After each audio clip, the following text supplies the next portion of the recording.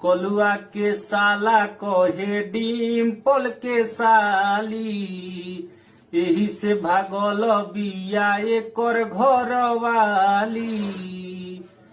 अरे बोले के नलूर बाकी गाना ठीक गावेला, बोले के नलूर बाकी गाना ठीक गावेला। हितावा हमार दारू पी के लाइब आवेला, हितवा हमार दारू पी के लाइब आवेला। हितवा हमार कि पैसा के घमन में हरदम रहेला ई चूर हो।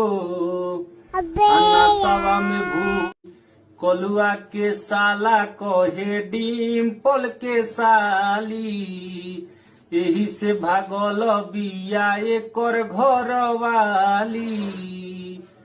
अरे बोले के नलूर बाकी गाना ठीक गावेला, बोले के नलूर बाकी गाना ठीक गावेला।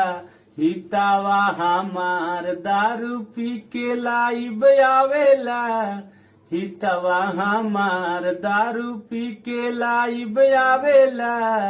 हितवा हमार कि पैसा के घमन में हरदम रहेला ई चूर हो। नशवा में भूख